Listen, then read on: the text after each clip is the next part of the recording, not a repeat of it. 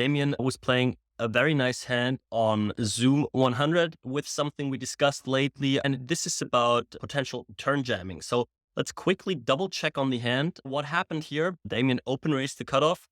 Miss Bebu did 3-bet the small blind, and the big blind, apparently a weaker player with this stack size, did cold call. Damien ended up calling, I think super standard, and now this is the flop action we are facing. A third pot bet from the small blind. And yep, Damien follows up with a call. Then we face like a 40% pot bet on the turn, preparing like, what is that, 90 in the middle, 93 in the middle, and like 2/3 pot bet river left. Interesting that he goes smallish here on like such a drawy board, something to keep an eye on.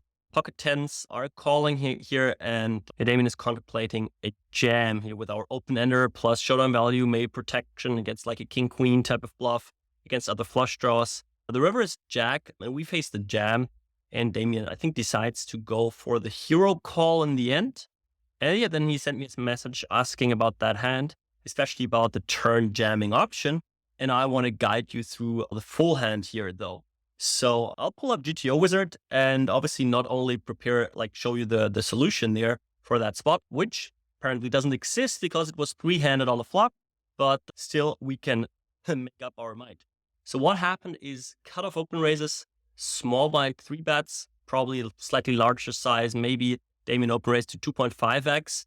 I already did a little something to adjust here to later, and I made the stack size 75 big blinds, right? So because what happens is actually that the big blind ended up cold calling. We see this is a pretty much non-existent range, but with our experience, we can just say, hey, this is mainly something like 9s, 10s, jacks, ace queen suited, ace king offsuit maybe. I mean, it was like a 50, 55 big blind stack.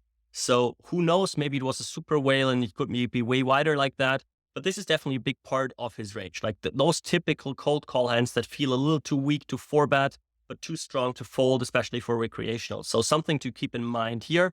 We can't solve the three-way spot here. So I made it 75 big blinds and heads up to kind of get the same SPR. Let's just double check on that. Back to the flop. Here, back to the flop. So we have SPR about 3. What I created here is SPR like 3.2. So that fits pretty well for that reason. And then we face a third pot bet on the flop. Pocket tens here, heads up, are obviously a very easy continuation, beating some of like just everything, having some backdoors going on as well. And here, I think, actually in this hand, it's very, very close already because of the cold caller, right? If he has 9s and jacks, very high frequency, it's just so unlikely that people just randomly c-bet ace king, ace queen, as they should be here, right? We see that. Very valid 3-bet. It's just a range c-bet on that jack-9 connectivity. But if there is a big blind jumping in that likely hits that board very well, this c-bet is just way stronger. It's a very different range, and 10s should do very poorly against that. Even hitting a 10 doesn't give you the nuts. It's one of the main bluffs. Being king-queen, yeah, just makes a straight, obviously. And just like you were just ahead less often against a stronger range. So actually, even though this is your 4BB call in GTO Wizard in that heads-up situation, I think a fold is not bad. I really think that. But now let's go to the turn. And this is now what nails our topic. The turn was it the 8 of diamonds? I think it was the 8 of diamonds. And this is what we want to see. So now this is the best card in the deck for us after calling. 6-7 gets there. We probably have that against third pot, right? It's actually a slightly better call than pocket tens in this scenario we see because it has nut equity. I mean, not super nuts, but I do not really put villain too much on queen 10 suited there. I mean, he has it, but okay. Right, 6-7 should do pretty well. 9-8 gets there. Queen 10 suited gets there. We overcall all those hands after open raising.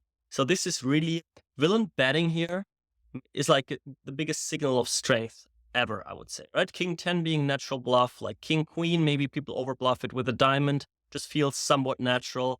And another thing that is natural, that if people are betting, are they necessarily checking jacks, 9s, and 8s?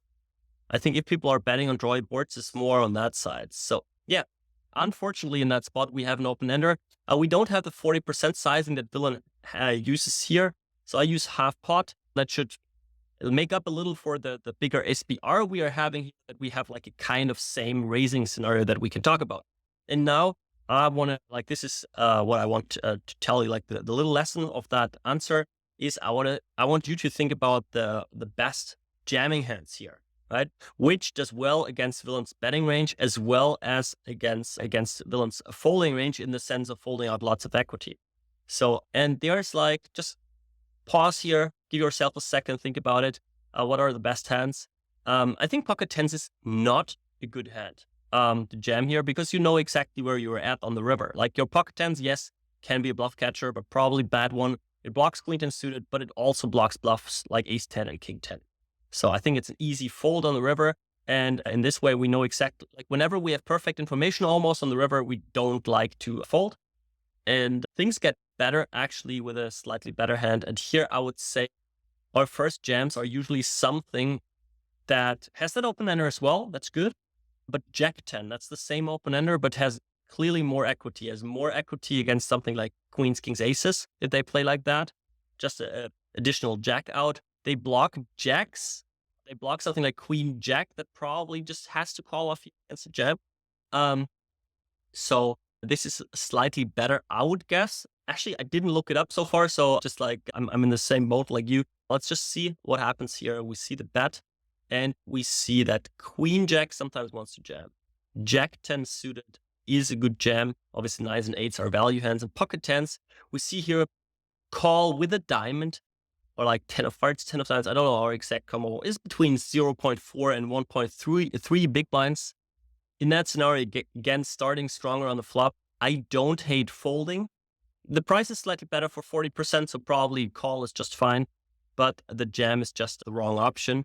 And yeah, let's call here and get that river jack out there. Diamonds getting there, and villain jams about 2/3 pot. So we see the SPR matches, and pocket tens with a diamond are kind of a random catcher. Yeah, actually interesting that, why is non-diamond better? Like, diamonds block flushes? Oh, because the queen 10 of diamonds should check. Yeah, I think in the real world, those blockers work a little differently. But yeah, I think you put yourself starting on the flop in a very, very tough spot where villain shows nothing but strength. I don't hate it. Like, actually, I like a flop fold, and I think a river fold is just clearly better.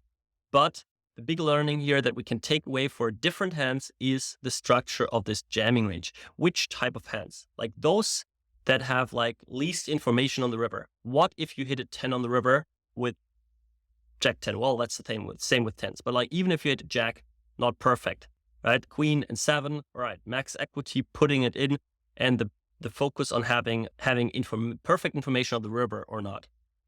All right. I hope you liked that, and thanks for the hand again. I hope that was a good answer. And yeah, see you soon.